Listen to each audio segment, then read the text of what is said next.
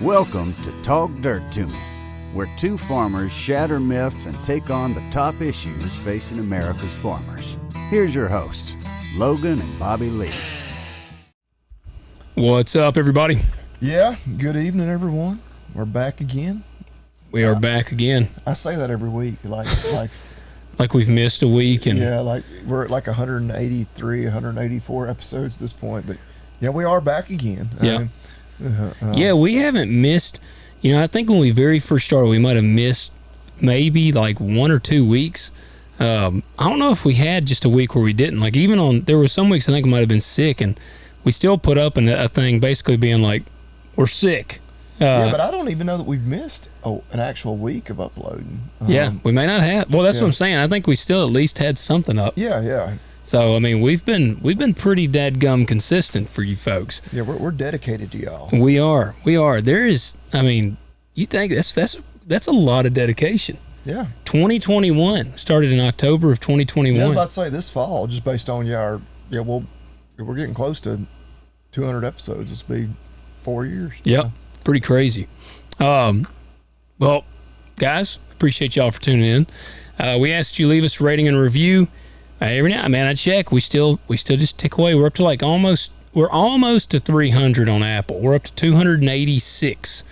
And it was pretty nice because we had some people give us some like 4.5 or 4.9 or something stars. So our rating was like 4.9. And now it's up to a 5.0. So we've had some ballers go in there and give us some 5 stars. So we do appreciate those ratings. And Spotify folks, I think they're like closing the gap on 400. So yeah, Spotify. Yeah, you Apple folks got to catch up. You do. And we said our goal for this year is 1,000. I want to get to 1,000. So we're not terribly far from that. No, we can do that. If you hadn't done it, just stop right now and go do it. Yep. So do that. And if you're watching this on YouTube, comment below. Let us know what you thought of the episode. Hit that like button. Hit subscribe. And speaking of Spotify, you can comment on Spotify. We get some good comments on there. Actually, since we get some good ones, let me see. Let me read some of these to give them a shout out. You're looking that up. We're also now, just as of this last week, on Rumble as well. Oh, right. That's right. So if you're a Rumbler instead of a YouTuber, maybe you've been just doing the audio format, but you'd like to see our, rugged, handsome faces. That's right. But you're anti-YouTube. I understand that. Yeah, follow us on Rumble. But nice. And it's just Talk Dirt to Me on Rumble? Yeah, Talk Dirt to Me, I think. Gotcha. Heck, I kept it pretty simple. Good. Yeah, that's the way to do it. You search Talk Dirt to Me on Rumble, it should come up. I am not an expert on that platform. I've done a little bit with my videos for Hurricane Creek Farms on there as well. Don't have near as big of a presence there as I do on YouTube, but yeah. All right, well, y'all check us out on Rumble. I got to read we got some good comments on the last episode. This comes in, he says, as a hazelnut grower in Western Oregon, I love hearing the perspective from the other side of the country. Seems I align with you more than the wackos out here. Also love the junior high sense of humor. That also aligns with me. Thanks for what you do. We definitely bring like a 8th grade humor. Yeah. Once I got to 8th grade, my brain basically just quit developing. Right. Like that's where I stopped. But appreciate that, man. A hazelnut grower. That's interesting. I actually get I get like ads. Do you ever get the ads where it'll be like, do you want to make $1 million off of an acre? Grow hazelnuts. I've never gotten those yet. I get those. So you are an avid listener to the show. I want you to comment and let me know, do you make $1 million profit off of an acre? Because apparently the little ads that I get says I can make $1 million selling hazelnuts. I'm not going to hold my breath for him to say he does. If he does, then I'm going to start growing hazelnuts. I don't know if we might not be able to grow them. Oh, we may not. Yeah, I don't know. If in Oregon, that's a little different. It might be worth moving to rural Oregon, yeah. I visited Oregon once. Neat state. But yeah, as I imagine he was kind of alluding to there, you probably want to get out of the Portland area. Yes. Yeah. That was the one thing when we got there, and it was funny. we actually took a train. We flew into Seattle, visited with some friends, and took the train down to Portland, and had to take an Uber from the train station over actually to the airport to get a rental car. Yeah. And our Uber driver was from Georgia. Okay. But he had our same opinions. Did he? He was cussing like, I mean, look, I feel bad for anybody that's homeless. I really do. But man, it is like they don't run them off out there. It was literally just a tent city. And he was just cussing how nasty it was and whatnot. I was like, all right, this dude's all right. He's all right. What? But yeah, he was I don't remember if he was still active duty or just doing. Oh, so he was in the military. Yeah, he I believe he was just an Army veteran, and had met a girl and ended up staying out there. But I think he was looking forward to at least getting out of Portland. Yeah, maybe not out of the state entirely. What is it? Where was because it's a neat state. Like if you get out of the city, like it's beautiful. Oh yeah, I've heard it was, and I think it's pretty normal. Just in terms of the people, if you get out of the city. Now, where was the town that was like its own little anarchy town? Wasn't that in Oregon?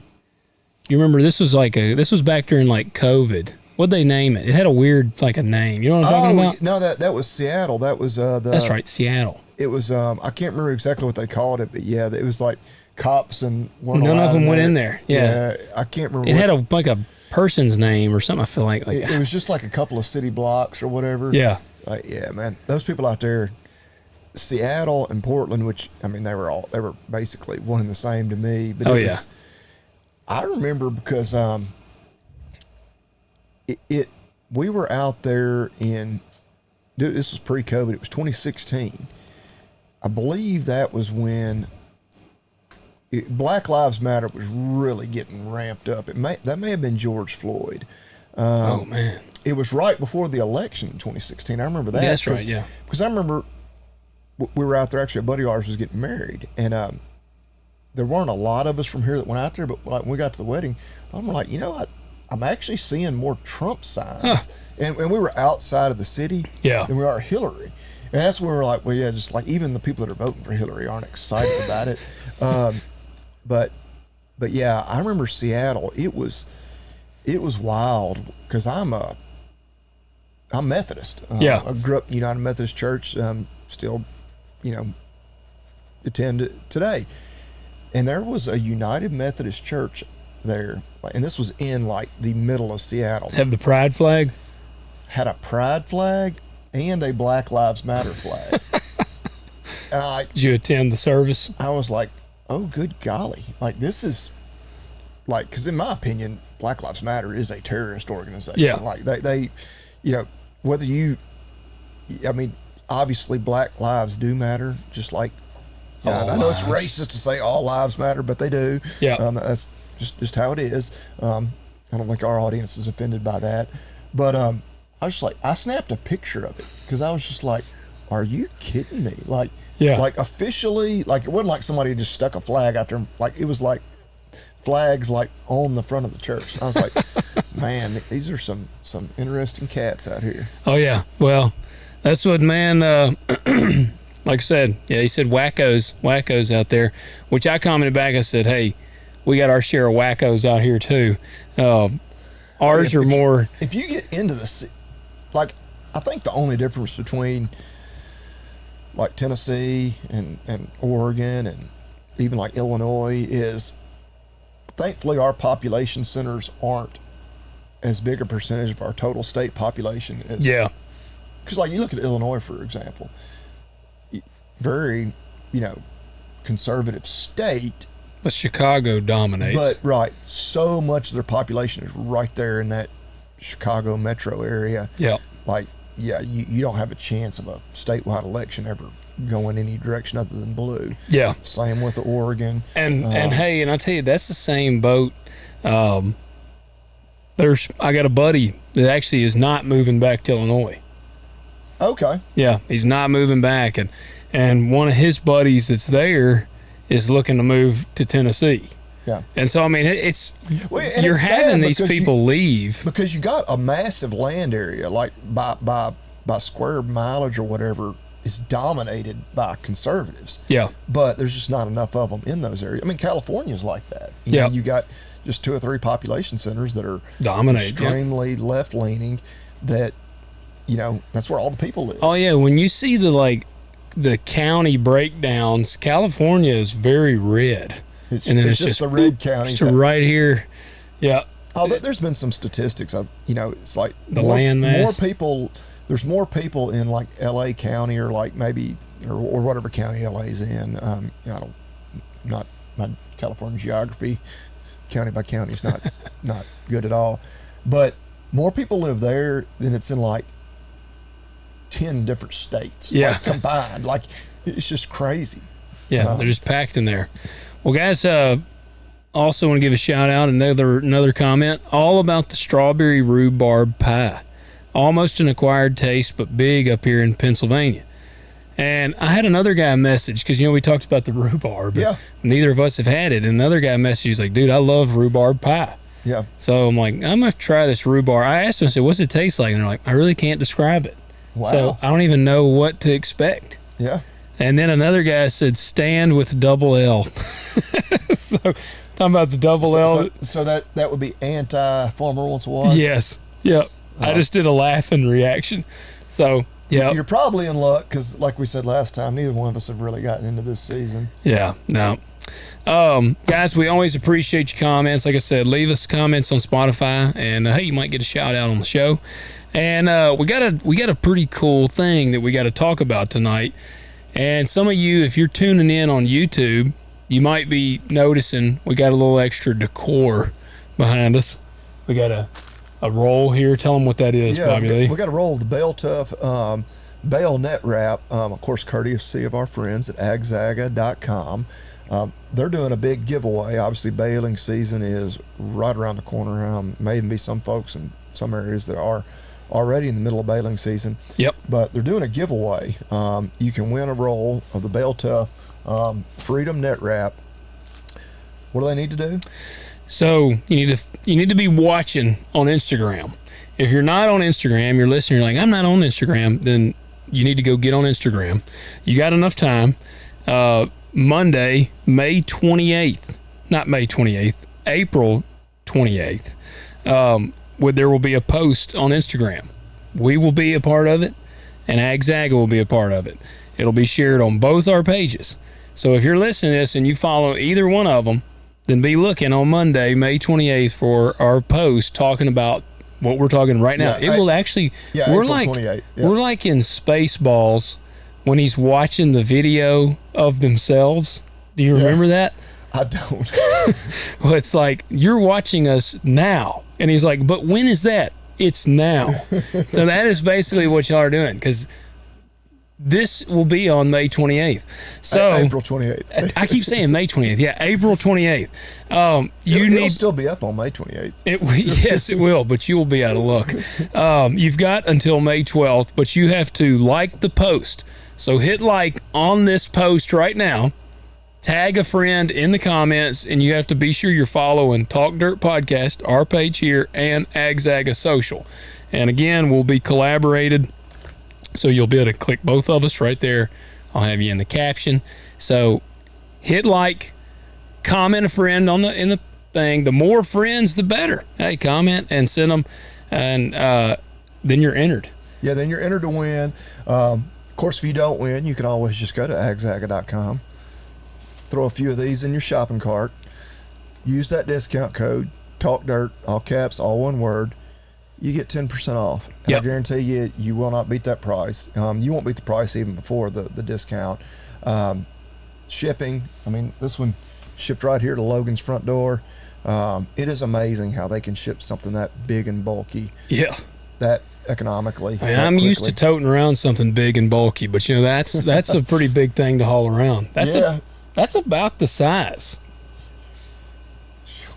Yeah, man. I feel I don't feel your pain because I don't know, but man, yeah.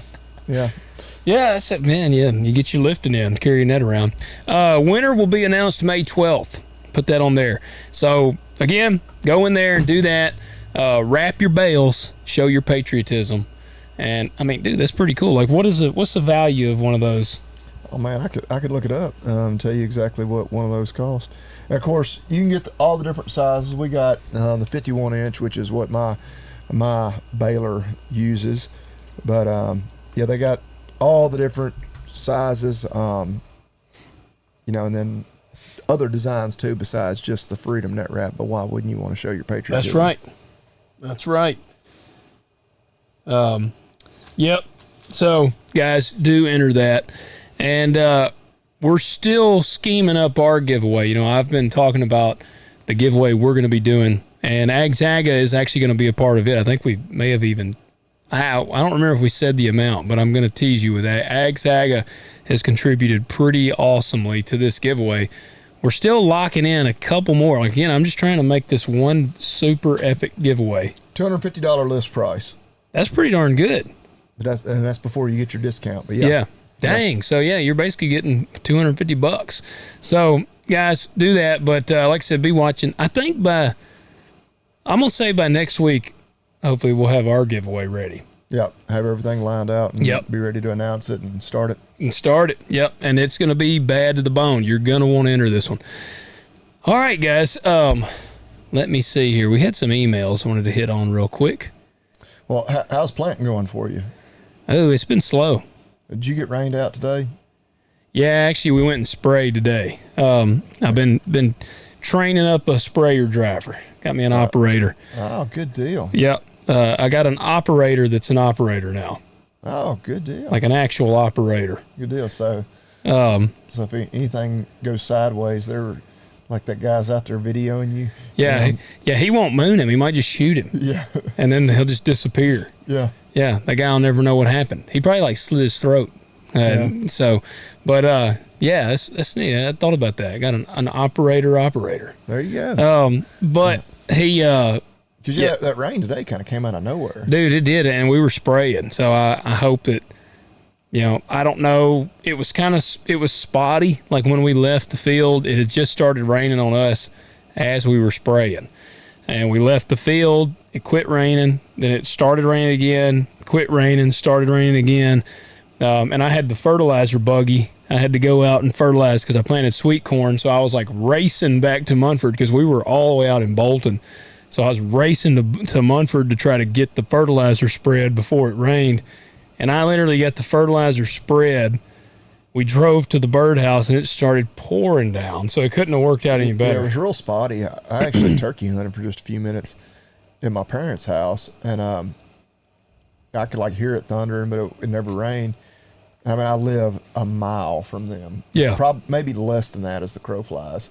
And between their house and mine, the road was wet. I was oh gosh, it legitimately rained here. Yeah. And didn't rain a drop on me. Oh, it poured. It rained a half inch at the birdhouse. Oh yeah, no, it didn't rain near that much. At my house, I know. Yeah, it rained a quarter of an inch at my parents. So yeah, it was all over the place. But no, planting is, it's slow. I'm 50% done with beans. Yeah. And then that might sound better than it is. I'm not gonna have very many beans. I'm gonna have way more corn. I'm gonna have I'll have about double what I'll have in corn acres. Yeah. So, but when everything's running, I can plant 100 to 120 acres a day. So yeah, I can roll on. What you sipping on? Eagle Rare. Eagle Rare. Yep, the Eagle Rare. What about you? Basil Hayden. Okay. Toasted? Nah, just the original. They got a variety of that now. Yeah, we both kind of went, maybe not top shelf, but yep, went with some of the higher end. Yeah. The Eagle Rare. I actually got it in the top shelf. Yeah, that's one of that is my probably favorite sipper. You just can't find it very often. Well, a week or two ago, you had the old Rip Van Winkle or whatever. Yeah, I did. I still got a little splash yet. I hate to put it in the infinity bottle. Yeah. So, all right, let's get into this email. We got a couple of them. This comes in from Andrew. He said, "Hey guys, just listening to your podcast on Good Friday morning, and you're talking about sheep. I am a sheep dairy farmer near London, Ontario, Canada. We milk our sheep and have commercial meat sheep as well. Sheep can be a very rewarding industry, but definitely has its challenges. Not sure exactly the U.S. market situation, but here in Canada it can be quite profitable if you're willing to put the work in. Just remember, and this part tickled me, sheep's goal in life is to find a new way to die that another sheep hasn't done yet. Love the podcast and keep up the great work. Also, not all of Canada are a bunch of liberals. Haha. So appreciate that, Andrew. And yeah, man. Because we had a guy I think write in on the last episode asking about sheep. Yeah. So it sounds like sheep may be something to consider. Again, I don't know the U.S. market on it. And the marketing thing that I listen to, they talk beef, but they don't talk sheep.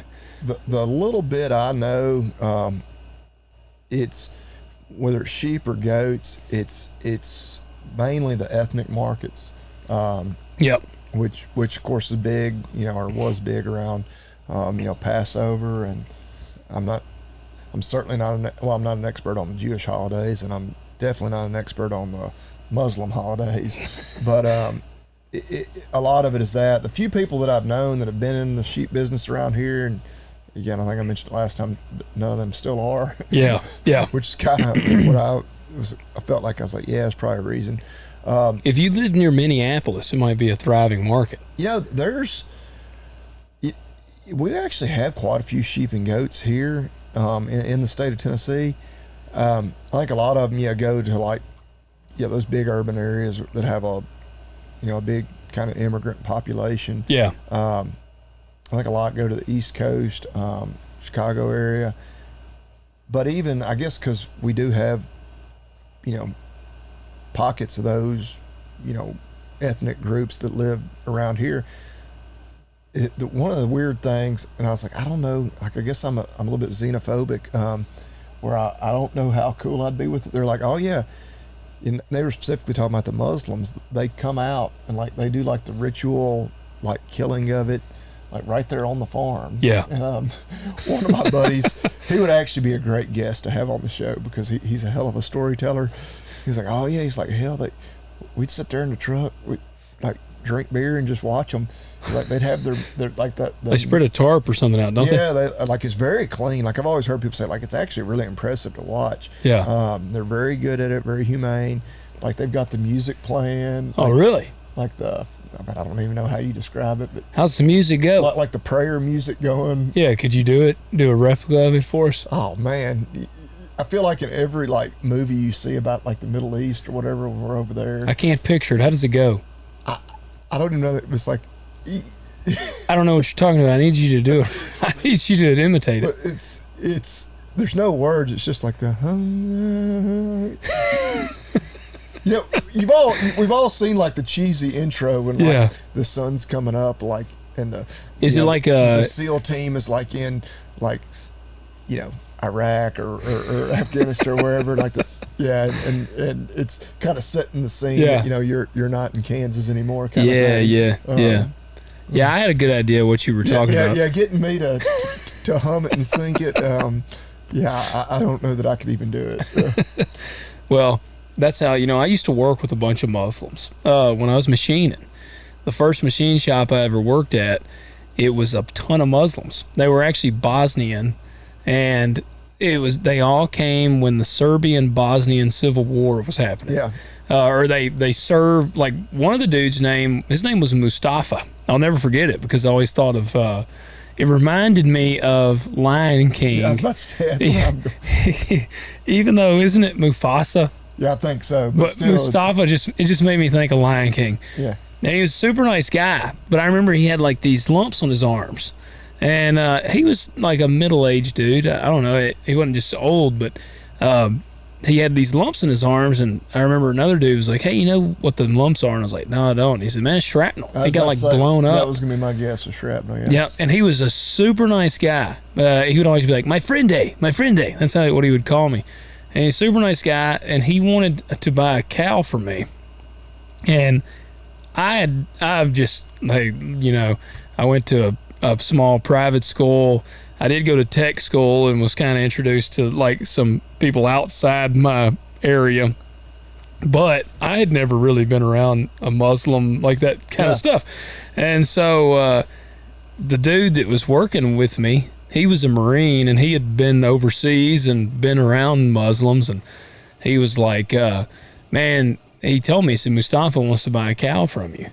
And I said, I don't know. I said, we don't really sell like direct. So, I mean, I can say something to my dad. This has been, this has been like 14 years ago or something now. And so he said, well, you know what they're going to do with it, don't you? And I was like, no, I guess, I'm assuming and he's like, they'll come out and they'll kill it on the site and they'll do everything to it. But then he started, I think, messing with me because he was like, and then they'll drink the blood. And I was like, what? And he said, yeah, man, they drink all the blood. Like you'll do it right there. And I was like, I don't know about that. I said, just tell him we ain't got a cow. So I was like. He was like your translator? Yeah, basically. And so he went back and, Mustafa was like afraid to ask or something. Yeah. And again, I mean, we got along great, but dude, it was really, it was interesting. Like Vladimir was one of them. I actually still see one of them actually will drive from Memphis to buy sweet corn from me every year. Yeah. Like it's very different, but they were always super nice. But they all came during that Civil War time. I guess within the Jewish faith, it has to be, kosher slaughter. Mm-hmm. And again, I'm really showing my ignorance here, but I believe it's halal. It has to be like certified, like the way it. And it's not because, of course, we all know they don't eat certain animals like pork, but I think even the way it is butchered or slaughtered or whatever has to be in accordance with their religion. And so I guess I don't know, I'm again just showing my ignorance. I guess they can't just go to the supermarket and buy beef or I don't know, or mutton or whatever unless it's like stamped as kosher or whatever it is. Not kosher, whatever the thing is, which is kind of, I mean, I don't know, and this is I could really show how much I don't know. It's so funny how because obviously the Jews and the Muslims don't really get along very well. I would say that to probably put it mildly.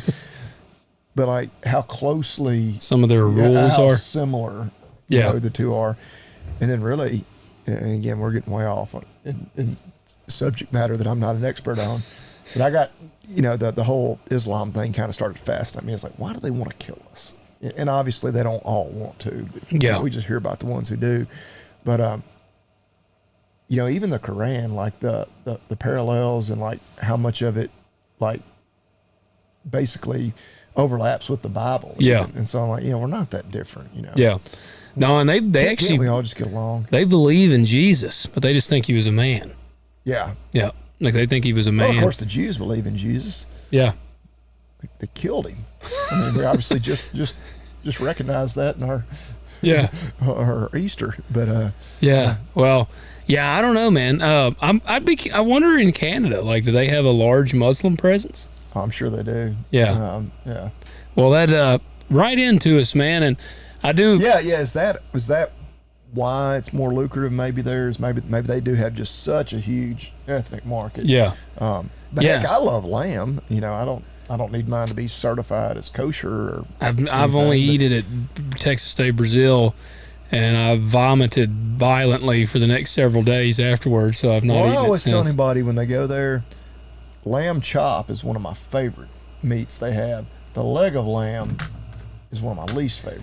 I don't remember what I had, but I remember when I ate it, like I ate some of it, and I just remember thinking if I killed an old person and cooked them and ate them, that's what I feel like it would taste like. The leg of lamb, and again, this is just pretty much, I think the only time I've ever had it was somewhere like Texas Day, Brazil, but it's very strong. Like it even has a strong aroma. It had a very, whatever it must have been leg of lamb because it had a really gamey like, taste. Right, I was about to say, it's almost like venison. Like, like it smells like they dropped a goat on your plate. Yeah. I mean, literally, I was like, if I killed an old person and cut their leg off and like cooked it, I'm talking like, like a 90-year-old person, like I cooked it. I don't know how you know what that smells like. No, that smells, taste. Oh, shit.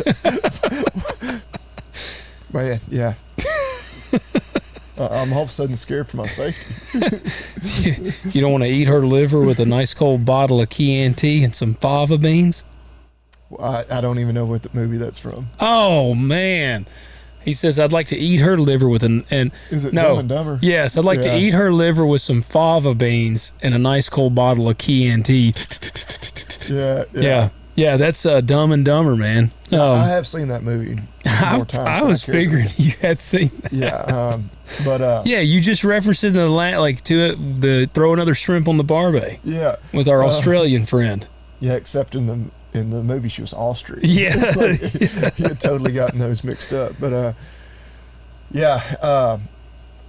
can't remember more. Yeah, that's like if you find lamb chops, which of course typically you're gonna have to go to like a specialty, like it's not just commonly found at our local grocery store. Yeah, lamb chops are good. Like and you don't have to. It doesn't take a lot of seasoning. Yeah, we just throw them on the grill. Yeah, the lamb chops. I'm confident you would like lamb chops. Some of my buddies that were in the military, they used to eat lamb and stuff when they were overseas. Well, and I've heard, because obviously lamb, mutton, whatever is not popular like with the American, diet. I mean, it's just not. Yeah. That a lot of that was because the soldiers during, I don't know if it was World War I, World War II, maybe both. That was kind of the only protein they had available, and maybe they just couldn't cook it over there. Yeah. But they were just so burnt out on it, like it ruined the market for it here really in the U.S. I don't know if there's any truth to that at all. I was like, okay, that's interesting, because you do kind of wonder. You're like, because we grow a decent amount of that here, but it is annoying too. Whenever we do go to like one of those specialty markets and buy some, it's almost always like from New Zealand or Australia. Yeah, none from here. I'm like, and nothing against them, but I'm like, why the hell can't we buy U.S. raised? Because especially you go out west, like there's some of those ranches, and a lot of them even that run a lot of cattle, they also run a lot of sheep. I'm like, why can't we buy U.S. raised lamb? Which, hey, if we got a listener out there that knows somebody who sells direct, because I was like, I enjoy eating a little lamb. I'd like to source some, but I want to buy it direct if I can, or at least as U.S. raised. Yeah. So, anyway, if anybody knows, comment to us, send us a message. I'd love to find somebody to buy it from direct that was U.S. raised. Yeah, and Bobby Lee can cook it, and I'll come try it and see if it tastes like a dead old person. I'm not going to try the leg of lamb. I mean, I might. Yeah. I might be willing to see if I could do a little better than Texas de Brazil, but definitely lamb chops. I'll eat lamb chops. I ain't been back since then. Andrew, appreciate you writing in, man. All right, and actually, here's a message from our cousin Brandon. He said, "What's up, cuz? If you're going to talk about all things dirt, we need to get you over to watch the dirt races at West Memphis one time this year and have some fun." That'd be fun. I've never gone. So the little sprint cars. Yep. Yeah, I've never gone. I mean, I know several people that do it. He does it. I got a buddy. Our daughters play softball together. Really? Yeah. Actually, one of my best friends from high school does it.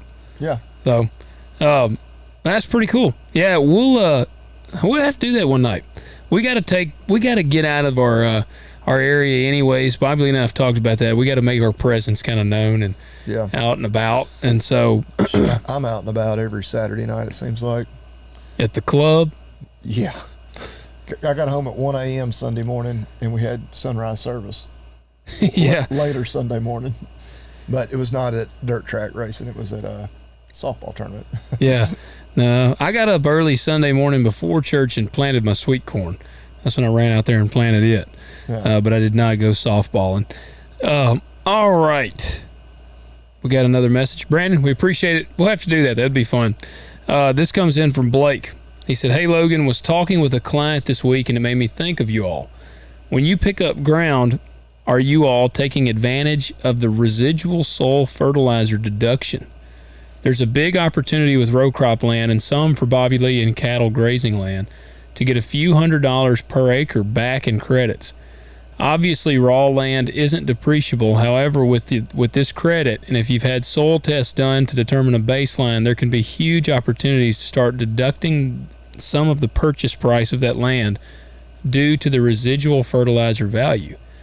Guy I'm working with in South Georgia is buying a few farms right now, and it may be a $300,000 to $500,000 deduction he can take. I think I'll be up that way in June if you want to jump in the studio and talk through some of that stuff more. Do you know what that is? I don't. I don't is either. it like a tax deduction? Based I'm assuming. On? Let me see here. Whoops. I'm in favor of any loophole, or I don't know if that's a loophole or trick or anything to pay less taxes. Yeah, me too. I'm actually, they extended our tax deadline to November. Yeah. I haven't done mine yet. We did ours because my brother was talking. He's like, they made sure, because I think our CPA had told him, it's like they're probably going to do that. But I guess they didn't send like the official notice until like the day before they were due. And he's like, yeah, they purposely waited to the last second to announce it. Luckily, I procrastinated, and we have the same CPA. Yeah. I emailed her like the day before the deadline and was like, hey, I'm working on this, so I'll get it to you. And she was like, all right, I'll try to get an extension so we don't get a penalty. And then literally the next day it was like, boom, Tennessee extends to November. Which is kind of weird. But I guess it was because of all the flooding. Yes. But I mean, that's not my reason, but I'll take it. Well, yeah, it was kind of like, obviously East Tennessee had all the flooding last fall, and then there'd been some kind of localized flooding with all the rain we had a couple weeks ago. But like, it was kind of like, the vast majority of us, like, yeah, it rained a bunch, but it wasn't like. Well, and when it rains a lot, that actually gives me more time to do taxes. Well, and it was kind of like, obviously I feel for the people that it like legitimately like wrecked their lives, and they needed that. But I was like, I would think that'd be a pretty small percentage of like the overall average Tennesseans. I kind of assumed the same, which I told Marcy I was just going to go Wesley Snipes this time and just start not filing taxes anymore. But I would also end up like Wesley Snipes and then go to prison. Because, he went to prison. Tax evasion. You know who he is? Oh, yeah. Oh, yeah. What movies have you seen? I haven't heard from him in forever. Well, he was in prison for like 7 years. I think Willie Nelson kind of done the same thing. Oh, did he get tax evasion? I think he got, I don't know. How long did Martha Stewart go to prison? Well, hers was for like insider trading or something. Oh, gotcha. Yeah. But I think Willie's was just like, he looked just like legit, wasn't even filing taxes. I won't say any names. Actually, I don't even know their names in case somebody's listening, because I honestly don't know their names.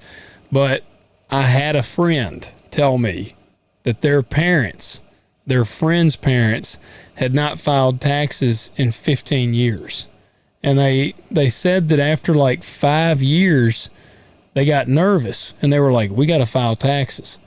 But they started thinking about it, and they were going to have to pay back taxes for like those previous 5 years. So they were like, well, we're not doing it now. And so now they're literally 15 years without filing taxes. And they're like, we can't go back now. We're in too deep. So they just keep not filing. Yeah, I don't even know. I mean,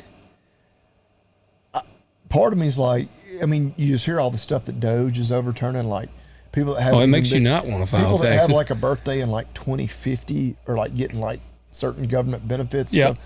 Like, all right, if the government is so bad at keeping track of things that they're literally allowing some of this stuff, they're like, now obviously I would fully expect if I did that, they would. Oh, I'd get caught. They'd hammer me right away. But the odds that that there's people out there that just haven't filed and they just slip through the cracks and they don't even realize they haven't filed, by the IRS, like, does not shock me at all. Oh, but no, I would not get that lucky. I would not be that person. No, and the problem with farming is, like, if you want to buy land, or when you re-up your financials, oftentimes they want your prior tax returns. Yeah. So I can only imagine, like, if I was like going to Farm Credit or whatever, I'm like, hey, I'd like to open up a line of credit. And they're like, all right, we need your 3 previous tax returns. And I'm like, I hadn't filed in 15 years. Yeah, it would only work like if you had just a bunch of cash. Yeah, and you did. Or you just owned nothing. Yeah, you own nothing, or I don't know. But yeah. I guess there'd be ways. Yeah, you worked in a cash business, and maybe you weren't reporting a lot of stuff. If anyway. I was a landscaper, I might not file taxes. But now so many people pay Venmo, though. So. I feel like you'd have to. I mean, I'm not, saying anybody would do this, but I feel like you'd have to claim like a little bit. Like, man, we're going to broke. I wouldn't recommend this, but probably would only report, what I absolutely had to. Yeah, like a quarter of the income. Hypothetically. Yeah. Who would do that? Residual soil. I'm a landscaper working a cash business, so Residual soil fertilizer deduction is a tax deduction that allows farmers to write off the remaining value of fertilizer and soil amendments left in the soil at the end of a fiscal year, particularly when purchasing land that has already been fertilized or limed. Here's a breakdown. When you buy farmland, the soil may already contain residual nutrients like nitrogen, phosphorus, potassium, lime, etc. These nutrients have value because they'll contribute to future crop yields. The IRS allows you to allocate part of the land purchase cost to this residual fertilizer value and depreciate it over time. I've never heard of this. Yeah. It is a non-depletable asset with a 7-year amortization period, and it only applies to acquired land, not land you already own and fertilize yourself.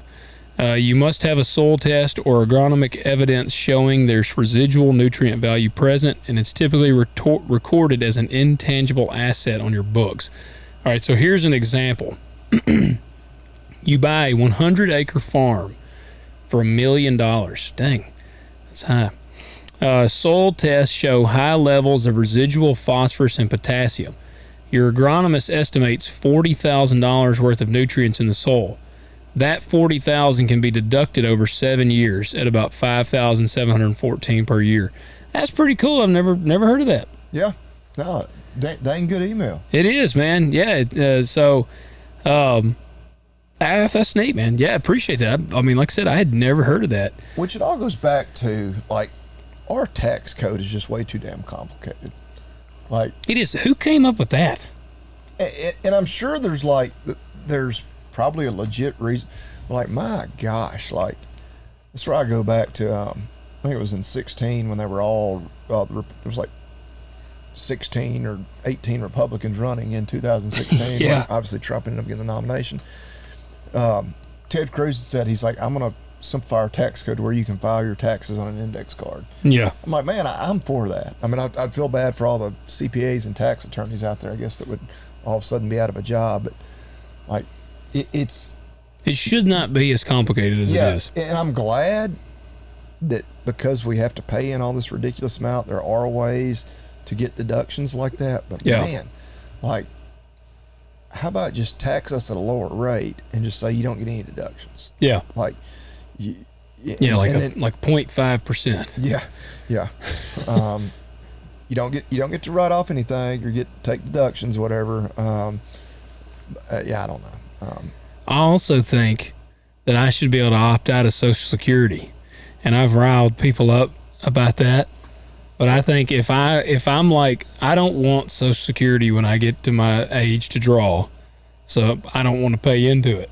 Well, and they keep saying like by the time we retire, there's not going to be any money left. Yeah. And I don't know if that's true or not, but it was kind of like, well, then why are we, paying into it? We're paying for the people that are drawing it right now. Yep. And so, oh yeah, you're absolutely right. If it's not going to be there when which I guess they're just counting on there'll be enough people paying that they'll be paying for us. Yeah. Well, I don't know. I've always said, I'm like, man, I think I ought to be able to opt out. Be like, hey, I'm gonna bank on having my own retirement plan. Well, I think anybody, if you're able to, should absolutely be doing that. Yes. Yeah. I'm not counting on anybody else funding my retirement. Yep. Including the government. Definitely including the government. All right, Blake, we appreciate that message, man. That's a really interesting thing. So we had a comment that I kind of got a kick out of, and I meant to bring this up 2 weeks ago, or right after. And I was like, yeah, that's a good topic to cover. And so I'm going to read some of it. Like, they commented on our video. I don't know, it's been a little while. But they were asking we were talking about solar farms, and they were like, what's the difference in selling your farm to solar farms and then selling to a development? Like in our area, Blue Oval Land Development. Now, this person specifically asked Blue Oval Land Development, so I don't know if they're a local person. I have sold land. I'm pretty sure I've shared that on here before. For people outside of our Blue Oval, referencing Ford Motor Company, yeah, they massive plant is going in just up the road from us, basically. It is kind of funny because it's supposed to be all electric F-150s, I believe. Yeah, and the Lightnings. Yeah, and people have been saying all along, like, I wonder if it's actually going to be electric vehicles or not. And of course, the electric market, I mean, it's been in the works for years. Yeah. And since that time, they got all these tax credits and whatever grants because it was going to be electric. When all is said and done, I'll be surprised if they really make very many electric vehicles. They're going to, pretty much, the people I know that work are like, oh yeah, we can, like, within just a matter of days, we can switch over and start manufacturing internal combustion engines. But yes, anyway, that is so that person was asking about, because land prices, especially the closer you get to that actual site, have just skyrocketed. Yes. And not just for, I mean, the land that is actually the plant has long been purchased, but there's a lot of land around there being sold for housing developments because there's going to be all this influx of people to work there once they get it, which is not up and running, not in full capacity, not even near it yet. They're doing some stuff there, but yeah. Well, that's what I'm pretty sure I've shared on here before, that I had sold a farm. But I'll give the details on this because I pride myself in being an open book. So yeah, it was.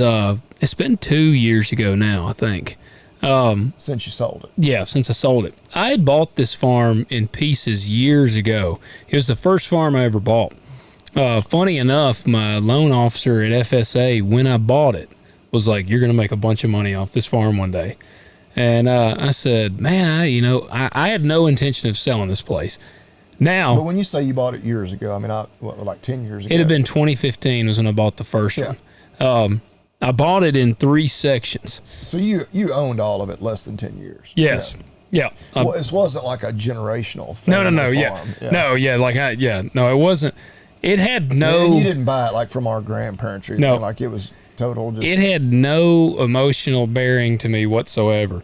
I bought it. Actually, the best part about it was I killed the cryptorchid buck on it. Yeah, you did kill... It's right here. Yeah, y'all can't see his picture on video, but... And because of that buck, I started podcasting. So thanks to this farm, I actually did start podcasting, which led then to us creating this. Yeah, ultimately. That's why we're here right now. That's why you're listening to us. It is, over a deer. But so I owned 3 pieces of this farm. It was 150 acres. Dead in the middle of it was a 40-acre block. So it was actually 190 acres all right here. I owned 1 piece on one side and 2 blocks on the other side. Every single year when I would pay rent to that middle section, I would ask them if they would sell it to me. I'm like, man, let me buy this. I want to complete my block. Like, it would complete it. And that was our main... I wasn't landlocked because part of the loans that I did, they could not be landlocked. So, like, I had road access, but there was not really good access. My main point of access was from that 40 acres. So you needed to buy it. I needed it, yes. And it was really, it was actually part of the roughest part. This whole farm, I'm gonna give you plenty of details. This whole farm was not a productive, this was not a highly productive farm. How I actually bought this farm, I had qualified for the young farmer loan through FSA. And me and Dad were looking. I was like, yeah, I want to buy my first farm. And this farm was for sale, the first 81 acres of it. And they were asking like a pretty big price. Me and Dad sat down and he was like, well, just lowball them. He was like, hey, you don't even really... He was like, this farm's probably not that great. He's like, because where it's at right here. And he said it's kind of rough looking. So he's like, yeah, just lowball them. So I lowballed him. The realtor laughed at us. I remember me and Dad called him. He was an old guy. He wasn't a jerk, but he just kind of laughed. And he was like, oh, they're never going to take that. It was like half of the asking price.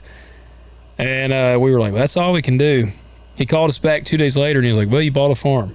So I bought it super cheap. And then I farmed that piece.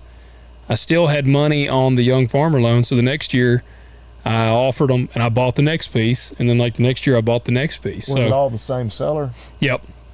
It was. And so, except for the 40-acre piece, it was a totally different family. It was just weird how it was cut up. But it was a different family. And so every year, I'd be like, hey, let me just buy your place. Well, we don't want to sell. So, and then they actually raised the rent up on me. And it was like the shittiest ground on that place. I mean, the beans on average would cut about 42 to 43 out here. I have had them cut as bad as 25. And the corn never did better than like 150 out there. So it's not productive. It's got some bad washes. I even put 2 structures in on it. So anyways, the last year that I owned it, I had a buddy call me and he said, dude, the farm that you work up in Covington's for sale. And I was like, what? I said, I've literally tried to buy that every year. And so I looked and they were asking like $12,000 an acre. I was like, well, that's nowhere close. So I called the guy. Yeah. For context, for people outside of our area, like that is outrageously high. Yes. And this was really right before the Blue Oval boom. Yeah. So and this farm, is it in the city limits? Yes. Like, yeah, it is. It is in town. Yep. Yes, it is. And it's surrounded by, on the back side of it is the ghetto. On this side of it here is a very nice neighborhood. Yeah. But when I say ghetto, I mean, it's legitimately was a ghetto. Like every time I was out there, I had an AR. Like I didn't even have just a pistol. I mean, I had a pistol. It was an AR pistol. But I was always pretty heavily armed. And like the Tipton County Sheriff's Department actually staged to catch a murderer out there. Like one day they called me and they were like, can we park in your field edge and act like make it look like we're deer hunters? We're trying to catch this guy that's a murderer that lives like right here. And I'm like, yeah, get his ass. And I think back because when I first bought that place, it's been 10 years ago. So I was like 24, 25, and probably a little naive.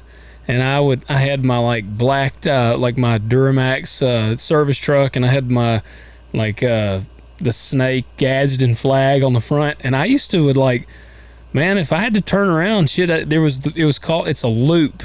And I would just make the loop, and it would be like some gangsta looking dudes who would be like standing out there just looking at me, and I'd just drive by and I'd just look at them like, what the hell are you looking at? Hell, they probably had like shot dudes before, and I just drove around. I never had trouble out of them. I did put up a posted sign one time and it got shot to pieces. So I say that to say, like, this is also not a place I was ever wanting to like raise my family. Like, You weren't. Yeah. There was nothing generational to this place to me whatsoever. But I still wanted that 40 acres. And so they listed it for sale. So I called the owner and I was like, dude, I told you I want to buy this. And he said, man, I didn't figure you would give us 12,000 acre. And I said, well, I ain't going to give you 12,000 acre. And I was like, I'm not even going to give you half of that. And I was like, I may have offered him half of that, that was way too much. Yeah, but that's how. I'm sure you didn't pay that. You didn't pay 6,000 an acre for what you owned. Not even close. This was back when you could still get land around here for $2,500 an acre. And so I told him, I was like, I'll give you 6,000 an acre. And I mean, that would have really stretched me, but that's how badly I wanted to just complete the block. And he said, man, I can't do it. So about a month goes by and I get a call from a realtor, and he's like, hey man, I'm so-and-so. That middle part has sold. He said, it's like a couple of doctors and stuff. They bought it and they're a part of a development group and they're going to develop it and all that. And I was like, well, shit, I wanted to buy it. And he said, well, they want to buy yours. And I said, well, I don't want to sell mine. I said, I wanted to buy that. And so we went back and forth, and he said, well, just tell a price. And so I was like, I don't know. And so I just threw a price out there, and it was significantly more than I paid. They countered, and it wasn't terribly far off from what I said. But I was like, no. And I just kept saying no, and they just kept countering. And hell, they got to pretty much what I said. And at that point, like Marcy and I are like, I mean, we'd be morons to not take this. Like, this farm is not productive. It's like a very low yielding farm. We're basically getting offered nearly triple what we paid for it. Like after you'd only owned it like 8 years. Yes. And so it's like we would be stupid not to take this. And now I would have to create my new access points, and I would literally be cutting the beans on one side of it.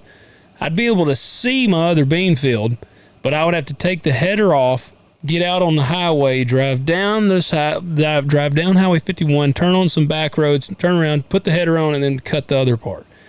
And so I was like, oh man, I lost sleep over it.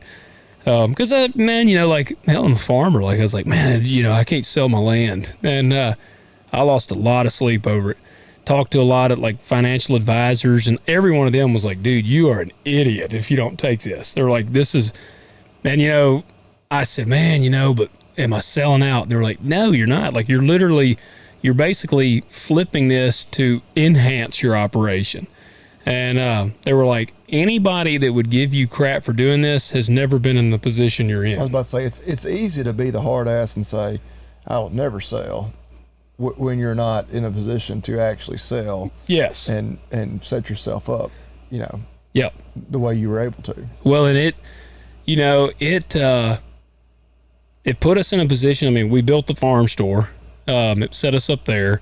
I was able to upgrade some equipment, and I was actually able to weather the storm of last year, because I got to thinking, because hindsight's always 20/20. So I'm like, man, I would have done some things differently.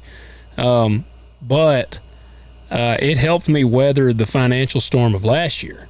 Yeah. Like, that's what I thought. I'm like, honestly, like I told Marcy, I said, if I hadn't sold that, we'd have been in bad shape. Not saying we're in good shape afterwards, but I'm like, we'd have really been in bad shape. So it helped me there. And again, man, it ain't like granddaddy's farm, like. Well, and you're still working it right now. Yeah, I've been working it ever since. Because they haven't developed it yet. Now they probably are going to.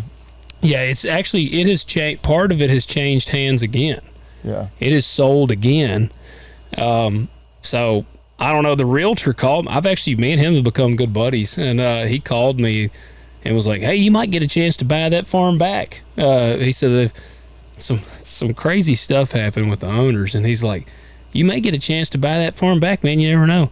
And I said, I'll buy it back, but I'll buy it back for the original price of what I paid for it. Well, and that's the whole thing. And not that it's directly related to, decisions to buy and sell that, but the whole Blue Oval thing is kind of, the bubble hadn't totally burst on that, but because of the electric vehicle market, and all the time you see another article about like, okay, Ford's going to scale back, Yep. different, not necessarily this site, but others, where they were going to plan on. I mean, I think all the electric vehicle companies are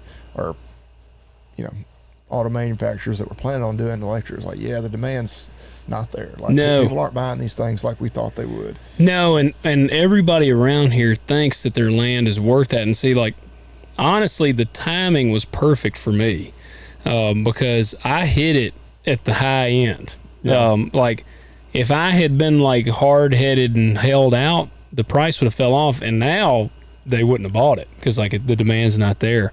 Oh yeah. So that's what one of my good buddies, I was talking to him today, not specifically about that. Like they farm, like, I mean, they can damn near see it. I mean, yeah. It is right there, and it's scary to them because, I mean, it's good because they own some ground. Yeah. And so their ground that they own is worth more, but it's only worth more if they sell it. Yeah, if they sell it. Yep. And of course, like all farmers, they rent a lot of ground, and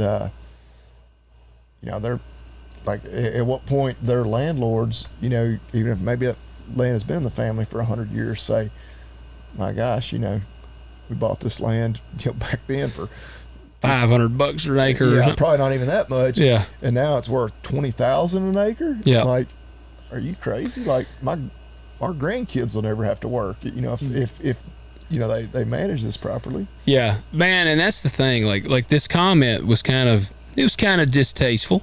I thought. Well, I saw it and I wasn't sure, but I was like, I think he's trying to take a shot.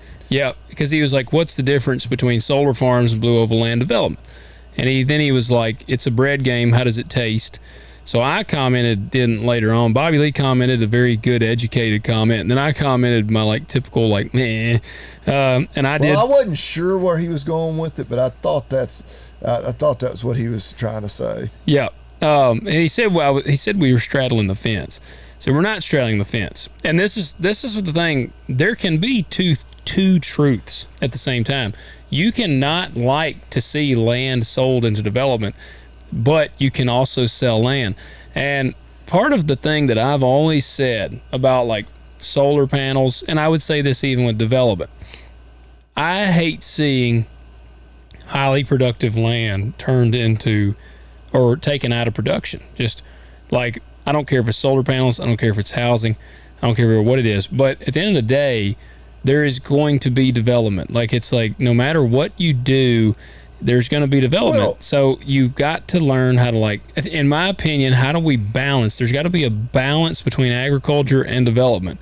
And to me, the subpar yielding ground is the one that, let's develop it, let's do that, whatever. But at the same hand, who determines that? Because I'm also the type, like, hell, I mean, me and you've talked about it before.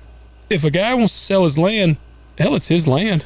Well, that's all absolutely true. And, you know, look, Ford decided to put that plant here. There's going to be, you know, if this thing completely comes to fruition, there's going to be a demand or there are going to be housing needed for X number of people. Yeah. And I've heard all kinds of figures. And those houses are going to be built in this area. Yeah. Like, it's just, there's no way around it. Yep. People have to have a place to live, you know, where they're not going to build high-rise apartments and pack everybody, you know. Yep. And so, and housing is a basic need. Like, that is necessary. Solar is not. Solar, I think most people are waking up to the fact that it's, at least right now, it's practically a scam. Yeah. Like, it does not make sense. It is not green. You know, when you factor in all the manufacturing of those panels and the waste they create, and how, you know, they're only good for so long, and then how that's disposed of, and then, you know, much like a housing development, that ground's never going to go back into production. But for something that we don't need, there's not a demand for solar energy. We're not running out. Now, I'm not naive to think that, you know, at some point, you know, whether it's 200 years from now or 2,000 years from now, yeah, we may run out of fossil fuels and need other energy sources. But right now, solar does not make sense. They have not perfected it. It's not efficient. And so that's where I think that really rubs us the wrong way, because you look at those, I mean, you pass them on the interstate all the time.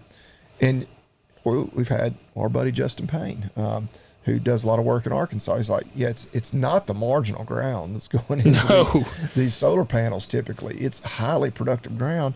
And then you hear about it, you read about it, like, yeah, it's not even really energy efficient. No. The footprint that it requires for the amount of energy it produces is just not even, they're not in sync with each other. Yeah, if solar was great and like you produced all this energy, and it was displacing the need for other sources of energy, and like it was, you know, I would still hate to see the farm ground gone, but you'd be like, oh, okay, you know, we got to have these solar panels. Yeah. Like, it just makes too much sense.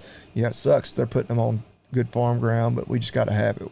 But no, like, it's just ridiculous. Yep. Yeah, and that is, you know, that is exactly right. Like, housing, whether you like it or not, is a necessity. Yep. People got to have a place to live. I don't, you know, you talking about tent city. I don't want tent city around here. If I had to drive through town and see tent city with homeless people or some houses, I'd rather see some houses. Well, and again, if this thing comes to fruition, supposedly, you know, these people are going to have all these really good paying jobs with Ford, and they ain't going to want to live in a tent. They ain't going to live in a tent. You know, they're gonna buy somebody's ground somewhere and put houses on it. Yeah. And the thing, like, I can tell you, one of the farms, you know, I think I've said I've lost about 300 acres to solar panels, and every bit of that was extremely highly productive ground. Now, I don't know what the solution is. I think what the solution is we cut any government subsidies to solar panels, and it becomes unprofitable I think that's to do. The first thing, like, right, and until it makes sense to do it, let's stop doing it altogether. Then I think you go one step further. Like, put these panels, over a parking lot. Over parking lots. Like, yeah, put a roof over a parking lot. Hey, that'd be nice. You can, when it's raining, you ain't got to worry about getting wet. Put them on, if they make that much sense, why doesn't every single house have them on the roof? Yes. I know some do. I've got some good friends that have done it. But everybody I know that has done it hasn't done it simply because of the benefits to their electric bill. Yeah. They've done it. Tax breaks. Yeah, you get a huge tax credit for doing it. Yep. No, well, see, and that's like the dude that I deal with that sold his land. He is like the most non-hippie liberal. Oh, yeah, you've shared it on here. Like, yeah, he would say the same thing. Like, look, I didn't want to sell. Yeah. I held out. He was one of He was the highest paid guy. Yeah, he held out forever. Yep. But it was kind of the same thing. The farm had gotten so broken up because everything around him, and so it's like, yeah, he was going to miss his opportunity to get out. Yeah, and seeing I don't hate the guy. Me and him have a great relationship. I don't have any ill will towards him. Like, I'm not going to be like, how dare you? Like these people that are like, well, so and so shouldn't have sold that. And I see this circulate on Facebook. I'll see the post. I guarantee you the people that are saying that have never been in, like that. They probably don't own any land, or they own a house in town on an acre. I was going to say that. See that the guy that I deal with, there's a real chance that he was probably offered about $3 million. I mean, and this dude is an older guy. Like $3 million, he doesn't even have kids. So like that money's like, that's just his and his wife's money. And so he doesn't farm anymore. And he used to farm and he kind of did his thing. But exactly. The people that are saying this, it is real easy to say no when you don't have $3 million being offered to you on the table. Yeah.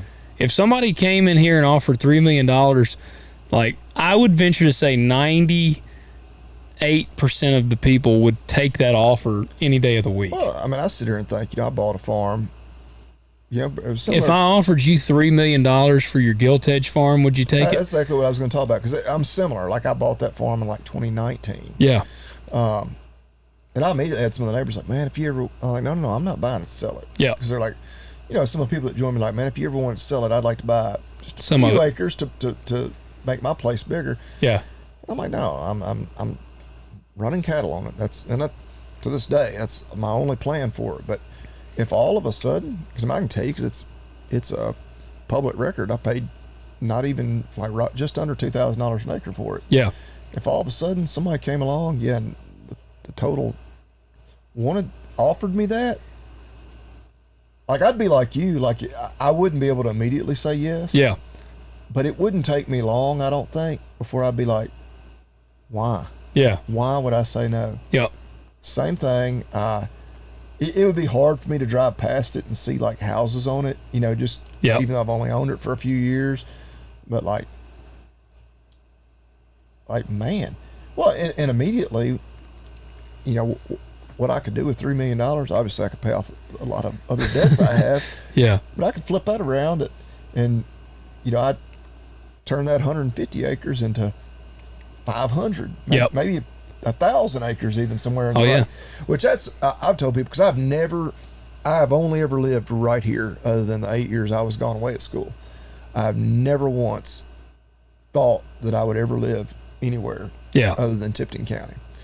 When this Blue Oval thing has been coming, and again, it's kind of cooled down quite a bit in the last year or two, but because of that, it's the first time in my life where I thought, there's a chance I might not. Because if it does come to that, where it's like our land is worth so much that it's just stupid to keep it. Yeah. Like, why wouldn't I sell the land I own right here? Say sell 250 acres, whatever, and then move, I don't know, just pick a direction somewhere else. To Portland. Not Portland. And buy 1,000 acres. Yeah.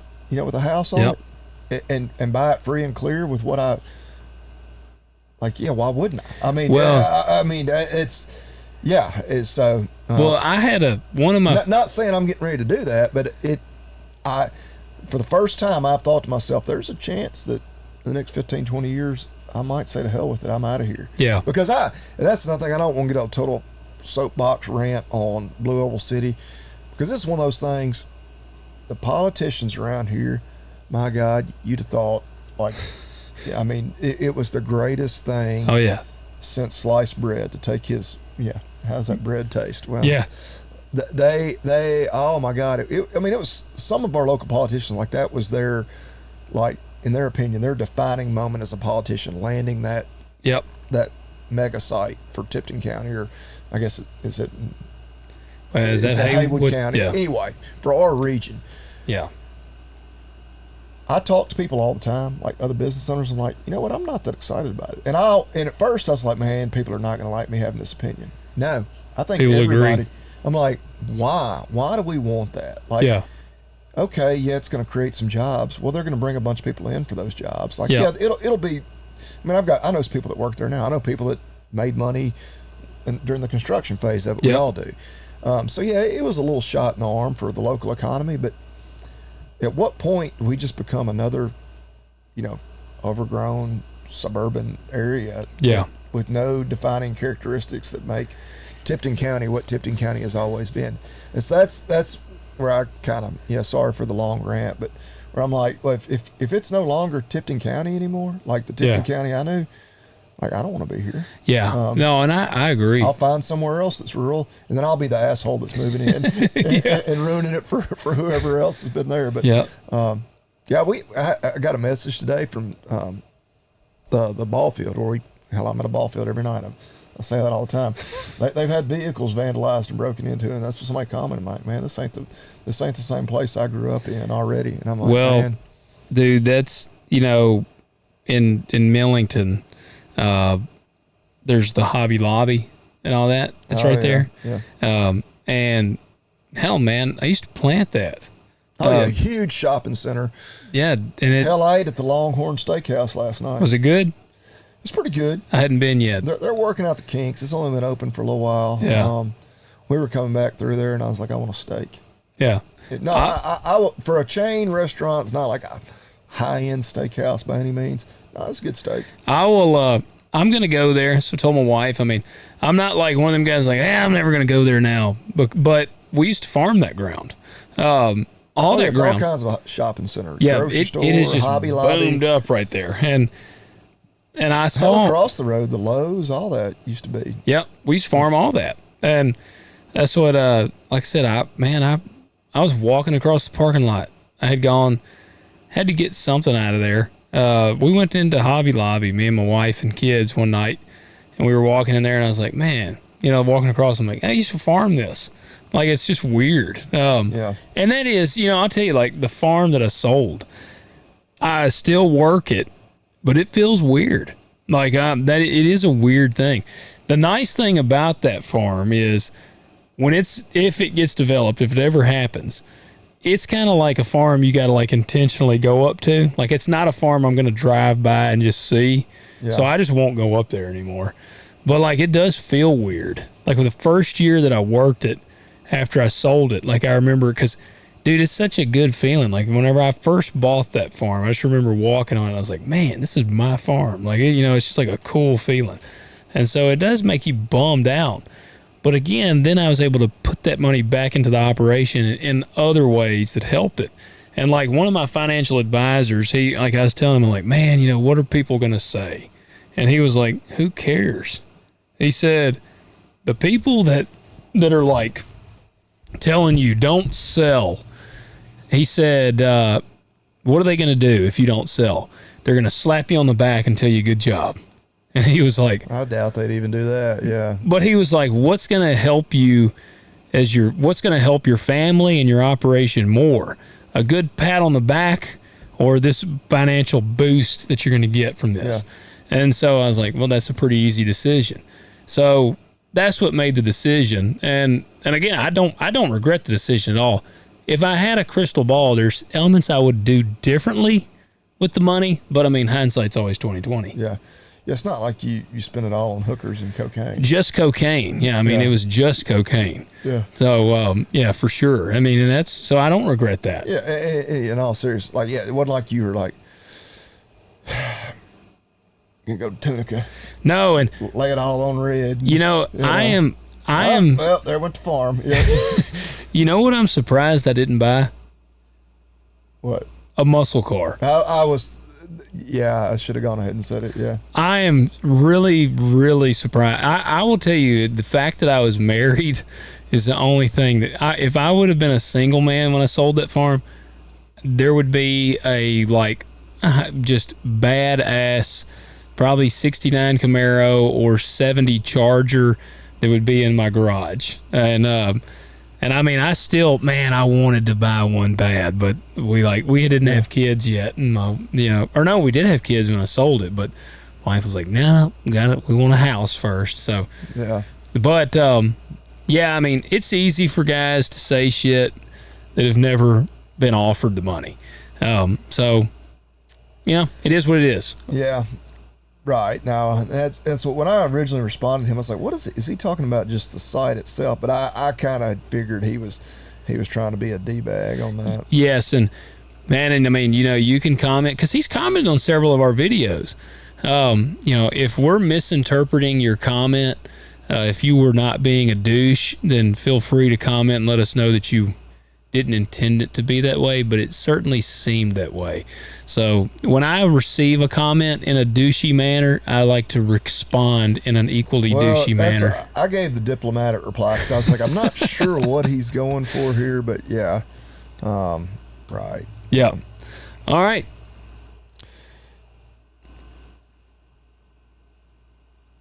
Let me start off with 2 words. Made in America.